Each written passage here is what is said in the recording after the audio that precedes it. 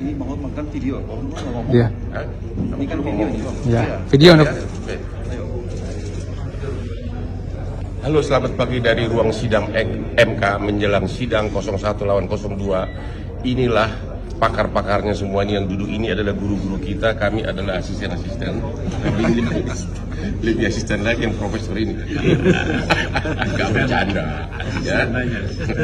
Semoga persidangan ini berjalan damai. Mari kita bersidang dengan berargumentasi hukum secara normatif dan bersahabat. Oke, soal siapa pemenang kita tunggu aja. Salam dari sidang MK 01 lawan 02. Ini. Itu kangen ya. Mana lihat ada. Bos.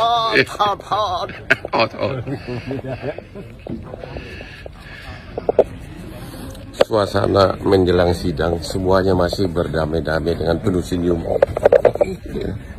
Masih penuh senyum semuanya. Ya, di ruang sidang MK. Kedamaian terjadi di sini. Nanti apa yang terjadi, whatever will be.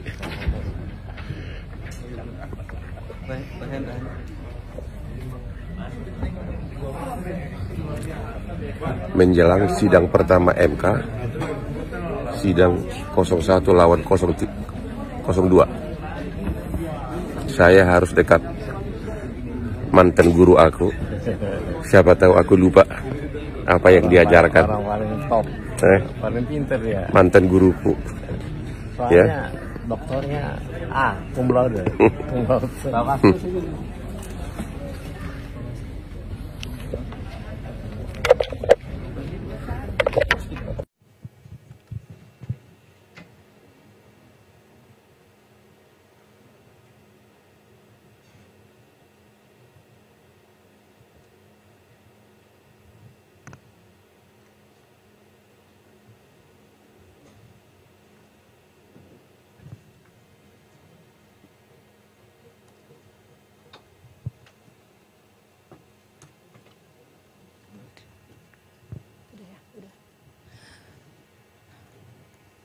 Hadirin disilakan duduk kembali.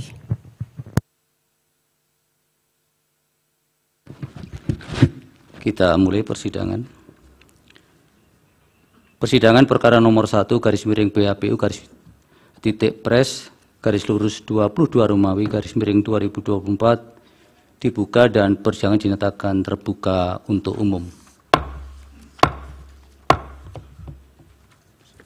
Selamat pagi. Assalamualaikum warahmatullahi wabarakatuh. Salam sejahtera untuk kita sekalian. Supaya diperkenalkan untuk pemohon yang hadir.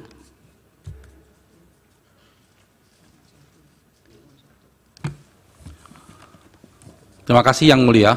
Mohon izin kami mengenalkan dari pemohon yang hadir hari ini.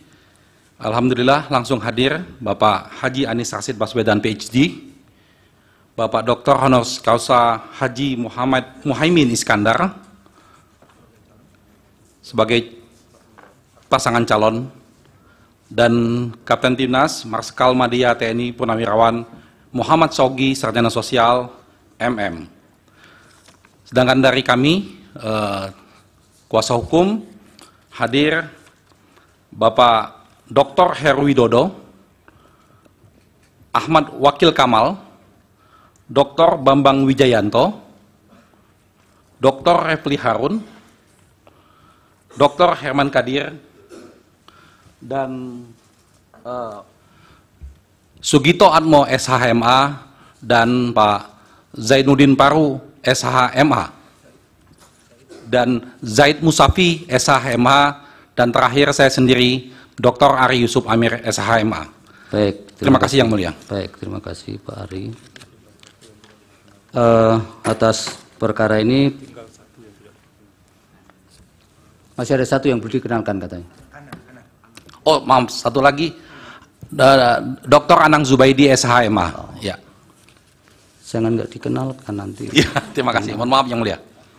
Baik, atas permohonan 01 ini, 01 garis miring PHPU dan seterusnya 2024 ini, Mahkamah juga sudah menerima permohonan pihak terkait dan Mahkamah sudah mendeklar untuk menerima permohonan dimaksud. Oleh karena itu supaya diperkenalkan pihak terkait yang hadir. Terima kasih Yang Mulia. Kami yang hadir pada kesempatan ini ada 14 orang. Pertama saya sendiri, Yusril Iza Mahendra. Yang kedua, Profesor Dr. Oto Hasibuan di sebelah saya ini. Kemudian Dr. Fahri Bahmid. Nomor 4, Maulana Bungaran, sebelah kiri saya ini. Kemudian di belakang ada Profesor Dr. Oto Cornelis Kaligis. Kemudian nomor 6, Dr. Hotman Paris Hutapea. Nomor 7, Zul Armain Aziz. Nomor 8, Prensin Yustasia. Nomor 9, Rifai Kusuma Negara. 10, Dr. Nikolai Aprilindo. Nomor 11, Nurul Firdausi. 12, Rehan Hudiana. 13, Sordame Purba. 14, Yakub Putra Nababan. Sedangkan pemohon prinsipal, Yakub Putra Hasibuan. Mohon maaf. Pemohon prinsipal tidak hadir pada kesempatan ini. Yang Baik, terima kasih Prof. Bukan pemohon. Dari Bawaslu nanti dari KPU termohon sebagai penutup tadi pembukanya pemohon. Silakan Bawaslu yang hadir. Assalamualaikum warahmatullahi wabarakatuh. Selamat pagi, salam sejahtera. Hadir dari Bawaslu, saya Rahmat Bagja, Ketua Bawaslu. Samping kiri Bapak Toto Haryono, anggota Bawaslu RI. Samping kiri lagi Ibu Loli Suhenti. Demikian Yang Mulia, terima kasih. Assalamualaikum warahmatullahi wabarakatuh. Baik, dari termohon silakan. Terima kasih Yang Mulia. Assalamualaikum warahmatullahi wabarakatuh. Hadir langsung pada sidang pagi ini Prinsipal Bapak Hasyim Asyari, Ketua KPU, dan beliau ingin menyampaikan langsung anggota-anggota KPU yang hadir, Yang Mulia. Assalamualaikum warahmatullahi wabarakatuh. Yang Mulia Majelis, Prinsipal hadir, Mas Idam Holik, Mas Yulianto Sudrajat, Mas Agus Melas, anggota KPU, dan saya sendiri Hasyim Asyari. Terima kasih. Assalamualaikum warahmatullahi wabarakatuh. Dilanjutkan Yang Mulia, untuk kuasa hukum yang hadir, ada Pak Zahru Arkom, Bapak Muhammad Ruliandi, Bapak Imam Munandar, Bapak Mukhtar Said, Bapak Wildan Sukoya, Bapak Edo Ermansyah, dan saya sendiri Hifdil Alim, Yang Mulia. Terima kasih. Assalamualaikum warahmatullahi wabarakatuh. Waalaikumsalam. Baik, sebelum kita melangkah ke agenda persidangan pada pagi hari ini, untuk pihak terkait tanpa prinsipal kuasa hukumnya ada 14 ya, Prof. Yusril? 14 orang yang Mulia tanpa kehadiran prinsipal. Baik. Jadi kalau kita sepakat bahwa sebenarnya kan 12 plus 2. Tapi kalau kemudian hari ini kita terima seperti itu, ke depan kalau memang tidak ada prinsipal, kemudian bisa digantikan dengan kuasa hukum, sepakat ya? Baik. Kami setuju, Mulia. Baik. Agenda persidangan pada pagi hari ini adalah yang utama untuk penyampaian pokok-pokok permohonan yang nanti akan disampaikan oleh kuasa hukum pemohon atau mungkin dari prinsipal, tapi perlu diingatkan oleh Mahkamah bahwa juru bicara untuk masing-masing pihak dibatasi hanya 2 orang. Boleh berganti ketika agenda persidangan sudah lain. Kalau masih tetap agendanya sama, tetap hanya 2 orang. Misalnya pada pemeriksaan saksi nanti, saksi yang pertama, juru bicara yang 2 pertama mungkin lelah atau capek, pengen diganti silahkan. Tapi tetap batasannya maksimal 2. Itu ilustrasinya. Baik, silahkan untuk pemohon, apakah langsung pada pokok atau ada sesuatu dulu yang mau disampaikan sepanjang untuk sebelum pokok tidak lebih dari 5 atau 10 menit? Kami mohon izin untuk lebih dahulu dari prinsipal pemohon langsung menyampaikan. Silakan, Ya, sepanjang waktunya tidak lebih 10 menit. Silakan. Terima kasih Yang Mulia. Di mimbar boleh, Bapak?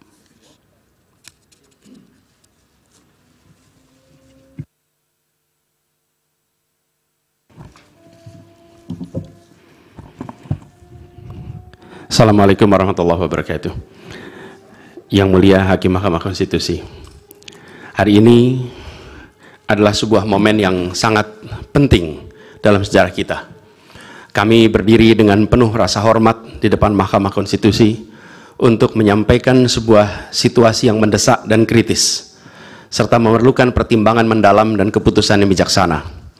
Bangsa dan negara kita ini sedang berada di dalam titik krusial, sebuah persimpangan yang akan menentukan arah masa depan kita.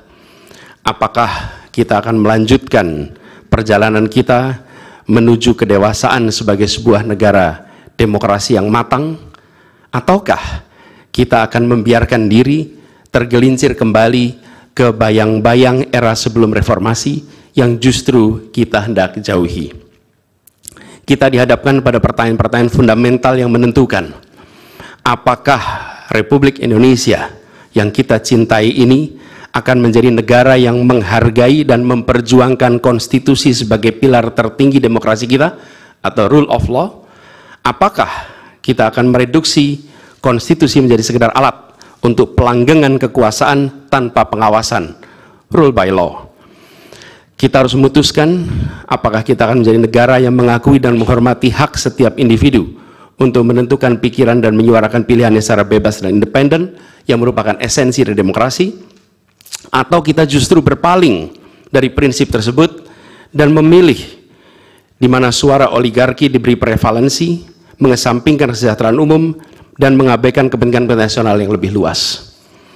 Ini adalah saat di mana kita harus menentukan komitmen kita terhadap nilai-nilai demokrasi, kedaulatan hukum, hak asasi manusia. Ini adalah waktu untuk menunjukkan bahwa Indonesia adalah bangsa yang besar. Bangsa yang besar bukan hanya dalam aspek wilayah, bukan hanya aspek populasi, bukan hanya aspek angka-angka ekonomi, tapi juga bangsa yang besar karena kebijaksanaannya, karena keberaniannya, karena integritasnya di dalam menegakkan demokrasi dan konstitusi. Yang mulia Hakim Mahkamah Konstitusi, sejak zaman pra-kemerdekaan, bangsa dan negara kita telah menapaki berbagai persimpangan krusial yang menentukan arah dan nasib bangsa Indonesia. Tidak semua keputusan-keputusan yang dibuat adalah keputusan yang tepat. Sebagian adalah keputusan yang tidak tepat. Dan itu dicatat di dalam sejarah kita. Semua yang terlibat dicatat sebagai bagian dari perjalanan sejarah Indonesia. Karena itu, saat yang berharga ini, kita juga dihadapkan pada kenyataan yang sama. Peristiwa yang sedang berlangsung hari-hari ini akan menjadi bagian dari catatan sejarah perjalanan Republik kita, sebagaimana perjuangan kita sejak pra-kemerdekaan. Ini adalah saatnya bagi kita di persimpangan yang kritis ini untuk mengambil pelajaran dari sejarah, berdiri dengan keberanian moral dan intelektual untuk menentukan masa depan kita dengan keputusan yang akan memperkuat pondasi demokrasi, memperkuat pondasi keadilan di dalam negara kita. Yang mulia Hakim Mahkamah Konstitusi, kita telah menyaksikan berjalannya satu babak penting dalam demokrasi kita bulan lalu, yaitu proses pemilihan umum yang angka suaranya telah diumumkan secara resmi oleh Komisi Pemilihan Umum. Tapi perlu kami garis bawahi dan kita semua sadari bahwa angka suara tak mutlak menentukan kualitas dari demokrasi. Tak otomatis mencerminkan kualitas secara keseluruhan. Setiap tahapan proses pemilihan, mulai dari persiapan awal hingga pengumuman, haruslah konsisten dengan prinsip-prinsip kebebasan, kejujuran, keadilan. Dan prinsip-prinsip ini bukan formalitas, ini bukan sekedar ada di teks, tapi ini pondasi esensial yang harus dijaga untuk membangun dan memelihara sistem demokrasi yang sehat, yang stabil, dan yang berkelanjutan. Pemilihan umum yang bebas, jujur, adil adalah pilar yang memberi legitimasi kuat pada pemerintahan yang terpilih, yang bisa membawa kepercayaan publik serta memperkuat pondasi institusi pemerintahan. Tanpa itu, legitimasi, kredibilitas dari pemerintah yang terpilih akan diragukan. Lebih jauh lagi, pemilihan yang dijalankan secara bebas, secara jujur dan adil adalah sesungguhnya pengakuan atas hak dasar setiap warga negara dalam menentukan arah dan masa depan negara mereka sendiri. Ini adalah wujud tertinggi dari kedaulatan rakyat, di mana setiap suara dapat disampaikan dan dihitung tanpa tekanan, tanpa ancaman, tanpa iming-iming imbalan. Pertanyaannya, apakah Pilpres 2024 kemarin telah dijalankan secara bebas, jujur, dan adil? Izinkan kami menyampaikan jawabnya, tidak. Yang terjadilah sebaliknya. Dan ini terpampang secara nyata di hadapan kita semua. Kita menyaksikan dengan keprihatinan mendalam serangkaian penyimpangan yang telah mencoreng integritas proses demokrasi kita. Mulai dari awalnya, independensi yang seharusnya menjadi pilar utama dalam penyelenggaraan pemilu telah tergerus akibat intervensi kekuasaan yang tidak seharusnya terjadi. Di antara penyimpangan yang kita saksikan adalah penggunaan institusi negara untuk memenangkan salah satu calon yang secara eksplisit tidak memenuhi kriteria yang ditetapkan.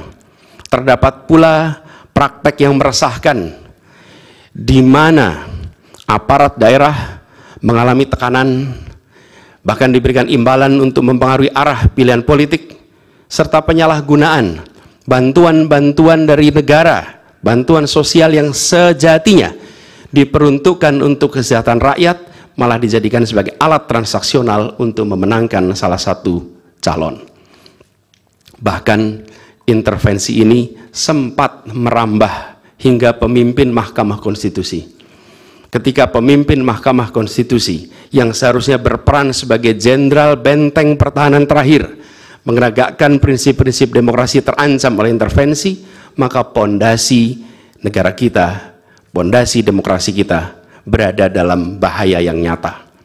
Lebih jauh lagi, skala penyimpangan ini tidak pernah kita lihat sebelumnya, Yang Mulia.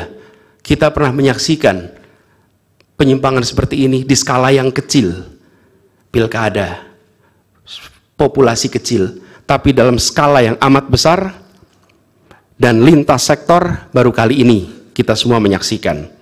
Karena itulah nanti izinkan kami nanti melalui tim hukum nasional dan Timnas Amin akan menyampaikan seluruh argumen dan bukti-buktinya atas penyimpangan dan pelanggaran kepada Yang Mulia Majelis Hakim Mahkamah Konstitusi ini. Kami, waktunya 2 menit lagi.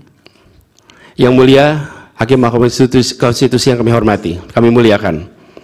Apa yang kita saksikan ini bukanlah peristiwa biasa. Ini adalah titik klimaks dari sebuah proses yang panjang. Penggerogotan atas demokrasi, di mana praktek-praktek intervensi dan ketaatan pada tata kelola pemerintahan secara pelan-pelan tergerus. Oleh karena itu, Yang Mulia Hakim Mahkamah Konstitusi, di hadapan Yang Mulia, kini terbentang satu momen paling krusial dalam perjalanan demokrasi kita. Di pundak Yang Mulia terpikul tanggung jawab yang amat besar untuk menentukan arah masa depan demokrasi kita. Apakah kita akan melangkah dalam persimpangan jalan ini menjadi sebuah republik dengan rule of law atau rule by law? Demokrasi yang makin matang atau kemunduran yang sulit untuk diluruskan di tahun-tahun ke depan? Bila kita tidak melakukan koreksi saat ini, maka akan menjadi presiden ke depan di setiap pemilihan di berbagai tingkat. Bila kita tidak melakukan koreksi, maka praktek yang terjadi kemarin akan dianggap sebagai kenormalan dan menjadi kebiasaan, lalu menjadi budaya, dan akhirnya menjadi karakter bangsa. Yang Mulia Majelis Hakim Mahkamah Konstitusi, dengan rasa hormat dan penuh harap, mohon peristiwa ini jangan dibiarkan melewat tanpa dikoreksi.